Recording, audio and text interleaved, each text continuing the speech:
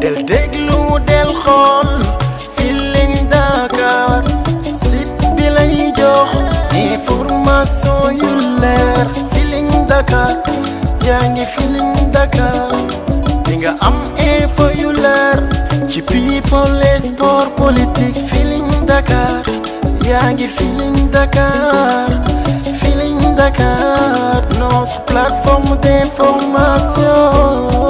Ravi de vous retrouver amis internautes Feeling Dakar merci beaucoup di dikkaat ak yéen si li nga xamante mooy seen émission Parole A ngeen koy faral di am désormais tous les lundis mercredi et samedi à partir de 18h tey nag mu doon plateau Parole A bu spécial ñu ñëw nag fas yéene fee fekk si ki nga xamante ne moo ngi wuyoo si turu Imam Mactar Gueye di vice-président bu ONG Jamra moom lañ fi dalal fas yéene waxtaanee rek lépp luy actualité si suñu réewum Sénégal waaye rek lépp li nga xamante ne rek dafa ñeel wàllum politique si kàttanu suñu borom dinañ ko jéem a yaatal ànd si ak moom donc dañ koy nuyu rek bàyyi ko itam mu nuyu ak mbokk internet Feeling Dakar yu koy seetaan yi Imam ñu ngi lay nuyu di la dalal jàmm.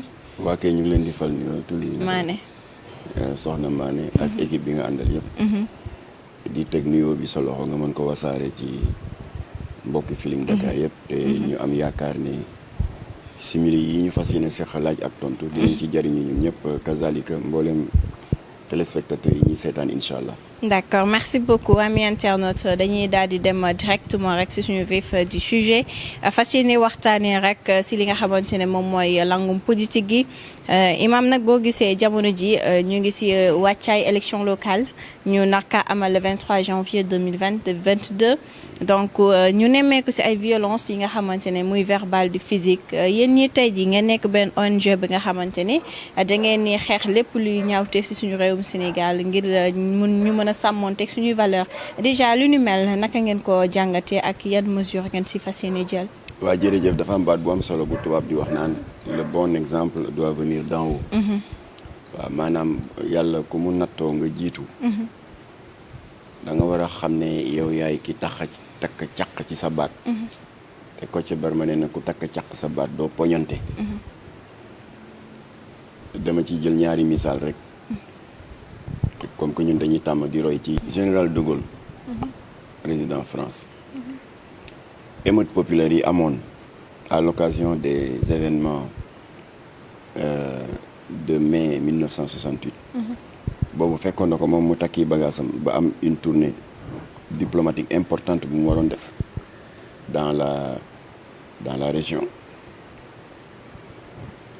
avec des objectifs politiques européens ak tamit ci jamono booba conflit bi amoon te opposé États-Unis ak Vietnam ay bakken yu bari rot ci amoon ay jataay yu ñu waroon am au plan international et au plan onusien waaye De Gaulle lan la def ba dëkk ba tàkkee émeute populaire am particulièrement étudiants yi ak syndicats yi waaye dafa annuler voyage am toog ci dëkk bi di recevoir syndicats yi recevoir étudiants yi recevoir association parents d'élèves yi ñuy mocc ba yëf yi sedd ba defe naa mujj na jur sax deux réformes très importantes mooy la réforme sur la régionalisation en France ak la réforme sur la réorganisation du Sénat 50 ans plus tard Emmanuel Macron ñëw en 2018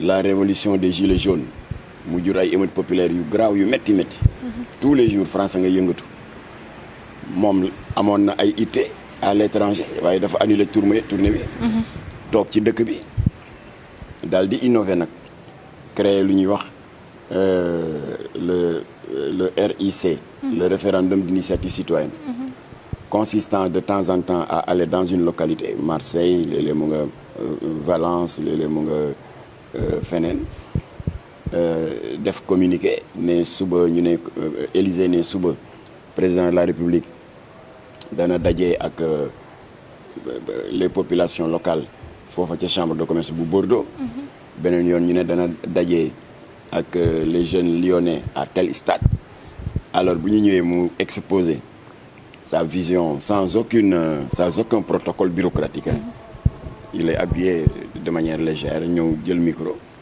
daal di wax sa vision pour la France pour l'éducation pour l'agriculture su pare ñu jox kàddu ñooñu ka ñu désigné mu porter seen parole kooku porter ko la contradiction ne ko lii nga wax ànd naa ci waaye lii d'accord ma ci. maanaam permettre à la population ñu mën di wax seen xalaat mu ngoog ñu di topp wax sa xalaat bi di ko topp. ba mujj gi coow gilets jaunes yi daal di sedd. ba jur na 2 réformes majeures mooy une diminution des impôts mais également une baisse du prix du carburant. parce que coow gilets jaunes yi ci affaire hausse carburant la démarré. waaye yow ngay président de la République du Sénégal. ñu ngi jógee ci ay émeutes populaires yu metti 14 morts. 17 supermarchés yu ñu taal saccagé ko incendié ko. 70 stations essence yu tàkk. te ça n'a rien à voir ak affaire Sonko ak Adji Sarr. Sonko Adji Sarr étincelle bi déclenché émeutes yi la rek. déclencheur la. voilà waaye fekk na un mécontentement était là. Il y avait la crise économique. Des milliers de jeunes sans emploi ak yeneen ak yeneen. donc affaire ci Sonko Adji Sarr dafa ñëw rek nekk étincelle bi rek déclenché ko.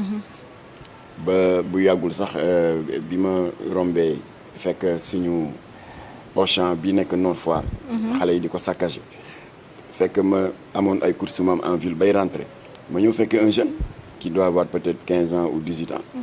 yore benn pousse-pousse teg ci ñaari wala ñetti keesu meew Gloria.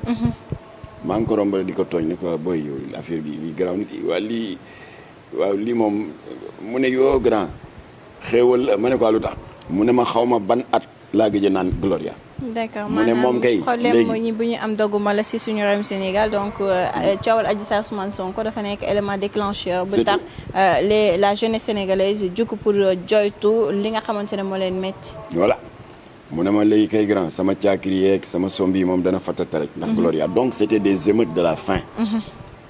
des émeutes du chômage. lii déclencheur la waaw loolu bu amee ba noppi. au lieu nga def comme ñaari kilifa yi ma cité sànq. nga dem jam ñaajo naan li fi amoon dootu fi amaat. ñu defee ne jeex na temps yii nga dem seeti sa ay militants yële nekk France foofu sax damay dindi statut de président sa lay naan non daf ko def statut président de parti. déedéet c'est le chef de l'État du Sénégal. bu demee bitim réew. il porte la parole du peuple sénégalais. alors nga dem foofu naan. man kenn du ma xoxatal. ginnaaw ba Ousmane Sonko waxee ba pare. ndéem ba ma nekkee dégg nga opposition. kenn daaw ma xoxatal rawatina léegi bi ma yore pouvoir. mais est-ce que loolu wareef président la. war nañu mélanger le chef de l'État ak le chef de parti. xam nga loolu ñoom ci seen assises nationales yi xaatimoon nañ ko. ne dañu war a dissocier la fonction de président de la République et de chef de parti. waaye furaas mujjul fen. alors donc. tëkkuwaate bi nañu ko moytu. surtout si c'est un exemple un contre-exemple qui vient d'en haut. parce que sénégalais am na fayda boo xam ni yàlla moo ñu bindee noonu.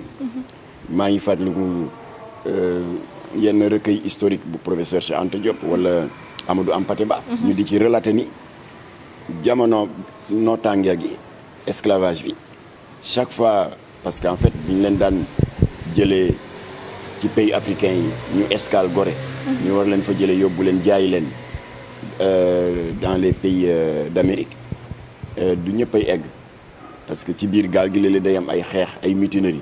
waaye historiens yu bari nee nañ chaque fois bu fippu amee ak mutinerie yi fekk jàpp nañu ay Maliens ay Ivoiriens ay Béninois. waaye meneur de grève yi toujours ay Sénégalais lañ daan doon. kon jikko bañkat dafa yàgg ci Sénégal. ba tax na sénégalais boo ko tëkkoo mu tëkku la. mu tëkku la day doon alors ba tax na moom ba mu tëkkoo. naan kenn du ma ko xotal. Abdou Mbaye tontu na ko. nee na ko un tigre ne proclame pas sa tigritude. il agit comme tigre. alors bref nañu bàyyi loolu. parce que violence physique boo gis départ ba. violence verbale la. te nag ñoom nañu xam ne moomuñu nit ñi. la classe politique est minoritaire dans ce pays. la preuve bu ñu référé woo ci dernière élection présidentielle bi. une population globale de 16 200 000 habitants, il n'y a eu que 4 400 000 votants, c'est-à-dire à peine 27% de la population. Quand vous êtes minoritaire, du ñu nangu nag ngeen di tëkkunte invective yi dënnay tàng ba ngeen monté grade jóge ci violence verbale jëm ci violence physique taal dëkk bi ba pare daw jël seen i avion ak seen i njaboot. ñii daw dem Canada ñii daw dem Allemagne wala feneen ñun baadoole yi nag. am na ci ñoo xam ne paasu Gambie bi rek téena leen comme que buy tàkk suñu kaw lay tàkk du ñu nangu ngeen taal ko. alors loolu waral nag. ci événement mars il y a eu une initiative. boo xam ne du Jamra waaye imam yu baax yu demee ni imam Cheikh Tidiane Diop bu Walfadjri. imam Youssouf Sarr bu Guédiawaye ak waa jàngu bi Abbé Jacques Seck. ñoo amoon xalaat taxawal le collectif des religieux pour la préservation de la paix civile. waaye fa mu mujjee gis nga ko. on nous a bloqué ba suñu médiation mujjul egg léegi nag am na beneen structure bu jël le relais moo di le cadre unitaire de l'islam. maa ngi ciy sargal ka ca bopp ba. di Cheikh Ahmed Tidiane Sy Al Amin. ak ñi ñu toftal ci moom yëpp ñoom docteur Cheikh Gueye et cetera. seen liggéey rafet na. d'accord def ngeen seen devoir. pour en tant que jiital sax en tant que kilifa. mu ngoog def ngeen seen devoir pour convaincre les acteurs politiques ñu signer pacte de la non-violence. d'accord si foofu sax la ñuy dem imam doguma la. si foofu la ñu jëm parce que sànq yaa ngi wax si say biir kàddu que ñoom dañuy dëgëranteel bopp parfois. di defante seen biir comme ni nga ko waxee. donc jokkal Madior wax ji si am et tout yaa ngi wax sànq cadre unitaire de l'islam ñu teg benn charte non à la violence comme ni nga ko waxee mais ñun nemmeeku ne kii di Ousmane Sonko daf ko bañ ba itam mu jaxal ko mu def conférence de presse ne carrément ay mbir la yi nga xamante ne rek ay nëgg sërëx lañ bëgg a teg ngir fagagal ko wala sonal ko si li nga xamante ne moom mooy campagne yu dëgmal. il est vrai que man ci membre fondateur u cadre unitaire de l'islam laa bokk. kon nag ñoom lu ñu def ça m'engage te doyloo naa leen. respecté naa leen jëral naa leen. waaye am naa droit am sama opinion. effectivement. balaa ngay wax waxi signature charte de non violence. lay indi violence bi bàyyi bakken di rot. loolu la ñu war a jëkk saafaral. mu di les milices privées. les formations politiques n'ont pas le droit d'avoir des polices privées. xam nga bi Jamra jëkkee addu c'était au début de l'ouverture de la campagne électorale je prends à témoin Aly Ngouille Ndiaye. parce que le 11 février. am na accrochage bu metti fii à Tambacounda entre les milices privées du candidat Issa Sall du PUR et les marrons de feu muy les milices du candidat Macky Sall. ñaari bakken rot si ay xale yu tuuti. dès le lendemain le 12 nous avons demandé à être reçus par le ministre de l'Intérieur. am nañ ci droit parce que ci askan wi la ñu bokk. bu ñu gisee loo xam ne mu ngi raam nar a jurul jëye ci dëkk bi ku mu neex nga toog sa ruq ne suma yoon new ci waaye ñun yàlla bindeewuñu noonu. donc alerte bi ngeen defoon le depuis. le 2 alors maa ngi koy remercier parce que dama ko woo le 11. dès le lendemain le 12 mu recevoir ma ne ko waa Jamra ma yónni. mu di olof nee na xuddi ko balaa nga lakkale. ñaari bakken rot na. dara waralu ko lu dul ay nervi yuy opérer en toute illégalité muy parti au pouvoir comme opposition. fekk ba may ñëw dama jaaroon archive nationale. fexe ba am la photocopie. du décret 78-40 du 6 juillet 1978 Senghor ko fi bàyyi woon. et qui interdit formellement la constitution de police privée. nga xam ne le maintien de l'ordre comme ni ko loi bi waxee est exclusivement dévolu à ceux qui détiennent ces prérogatives là mu di la police la gendarmerie et l'armée. D'accord. waaye nag décret bi dafa def dérogation dafa ne nag may nañu des personnes privées pour une protection de leurs biens ou de leurs personnes ñu demander dérogation alors su boobaa ñu wax leen charte yi ngeen war a remplir pour ngeen mën a am une protection privée. mooy garde rapproché yi ñuy faral di nemmeeku parce que bu ñu xoolee itam ñu ngi gis fan yi weesu ñu ne dañuy interdire port de tenue yi nga xamante ne force de l'ordre dañ koy sol si jëmmale ko si garde rapproché ndax jëye yi nga xamante ne am na pour balaa ñoo tuumaal mbir am wala ñaawteef am ñu tuumaal yi nga xamante ne mooy police wala gendarmerie. Exactement. donc loolu ngay defee référence. alors looloo tax nag j'ai pu faire le constat avec Aly Ngouille Ndiaye on était en phase que aucun des 5 candidats à la présidentielle respecté wul cette demande de dérogation là ku ci nekk am nga say nervi en toute illégalité à commencer par le candidat du pouvoir muy les marrons du feu waaye bi ñu tàggoo ba noppi mu ne maa ngi lay remercier ci démarche bi nga def ndax réew mi ñun ñëpp ko bokk te jàmm ci la lépp xaj mu ne ma bi ngay dugg gis nga sama salle d'attente bi ni mu feesee avec de hauts gradés de la gendarmerie. ma ne ko ah mu ne ma dafa am mesure bu ñu jël te dafa tombé yow sax nga sàq ni suñu lañ ci waaye ci loolu la ñu nekkoon. et effectivement devant moi mu jël téléphone am il n'était pas obligé de le faire. ndax simple citoyen la dama ñëwoon pour alerter waaye c'était pour me prouver peut-être sa bonne foi mu daal di woo le staff de campagne de Macky Sall. ba mu paree mu raccroché jël staff de campagne bu Idriss Seck Madické Niang Ousmane Sonko ak Issa Sall ku ci nekk mu tenir la le même langage. nee na milice yi ngeen yor c'est vous êtes dans l'illégalité léegi en liaison avec la gendarmerie police ak gendarmerie dinañu jox chaque candidat un corps d'élite de 30 éléments yoo xam ne dinañu mën a assurer seen sécurité seen garde rapprochée ci force de l'ordre légal bu Sénégal la ñuy jukkee ko exactement mais est-ce que dinañ ko accepter mu ne leen nag cela ne veut pas dire que vous allez vous débarrasser de vos milices non vous pouvez les garder mais à 2 conditions qu'ils soient désarmés te ñu futteeku dindi les tenues paramilitaires sol des tenues civiles. D'accord. Alors ba mu waxee loolu xel yi dal waaye ça n'a pas été suivi d'effet.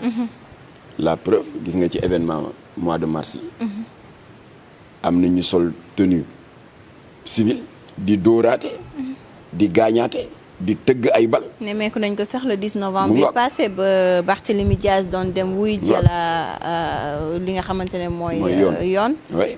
donc mu doon situation bi nga xamante ne doon wax donc relation politique bi nga xamante ne am na entre les leaders mu doon relation bi nga xamante ne plutôt mën nañ ne du adversité mais plutôt ennemi est-ce que loolu nekk na mbir mi nga xamante ne dina jur jàmm ci suñu réewum Sénégal bi ko ay ndaw yu bari ñoo leen di topp. loolu nag dafa bokk ci li jur et c'est bien dommage de le dire li tubaab di wax recul démocratique. foofu lay tàmbale. ndax Sénégal suñu góom. suñu feebar. mooy dañuy jàpp ne dialogue politique balaa am rek ñu dëgmal élection.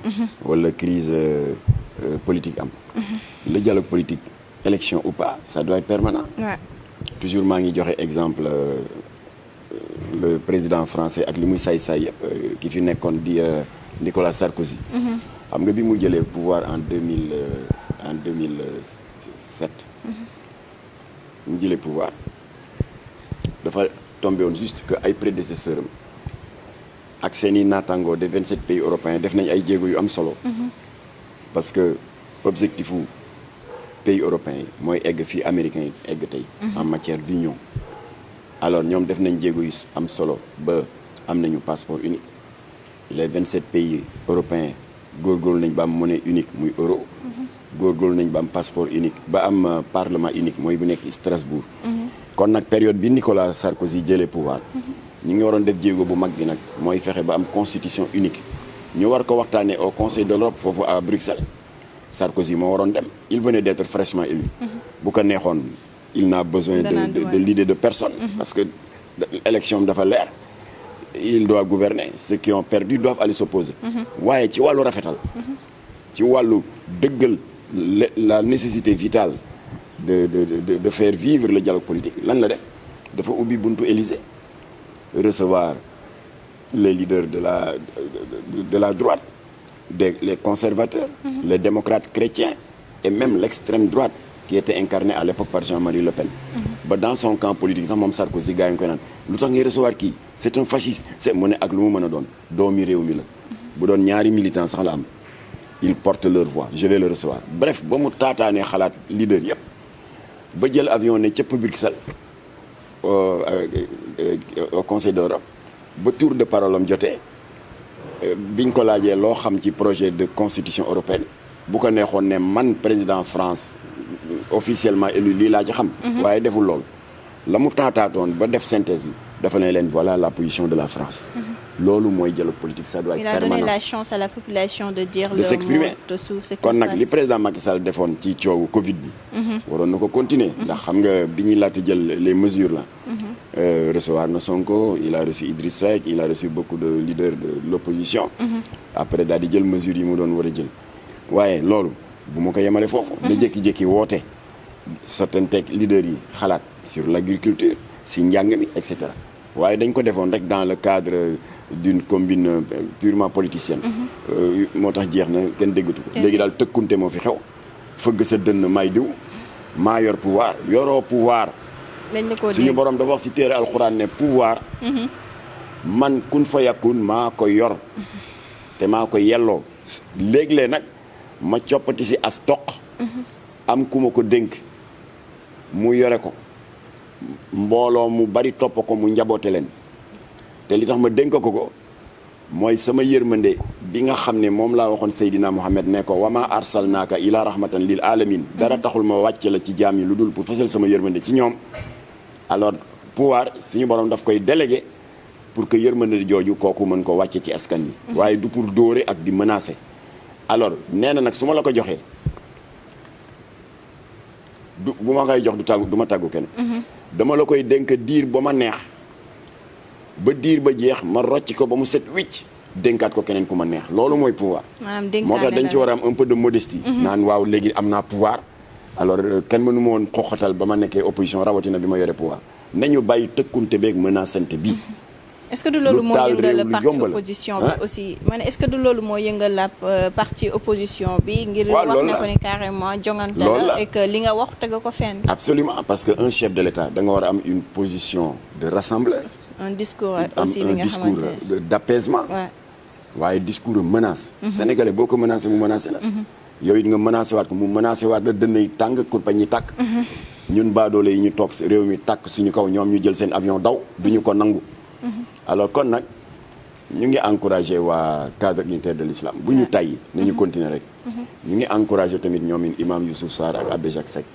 ñaari couleurs yooyu yëpp jàmmaa leen tax a jóg ñu gis ne Wardini moom validé na moom mu ngoog te réew mi jàmm rek a fi xaj voilà am naa yaakaar ne les uns et les autres vont donc savoir raison garder ginnaaw léegi xel yi dellu si na nañu waxtaan nag du compromission ça ne veut pas dire que waxtaan ak président de la République da ngay transhumer dem APR déedéet da ngay wax ak moom ci sa gis-gis en tant que opposant noo xam ne bu ñu ko doxalee ci mbay mi dana baax wala ci njàng mi dana baax moom soit mu d'accord wala mu bañ a d'accord wala mu d'accord à moitié waaye waxtaan il faut que muy am ci réew mi c'est ça. D'accord parlons tout à fait del déglu del xool Feeling Dakar site bi lay jox information yu leer Feeling Dakar yaa ngi Feeling Dakar di nga am info yu leer ci people et sport politique Feeling Dakar yaa ngi Feeling Dakar Feeling Dakar notre plateforme d'information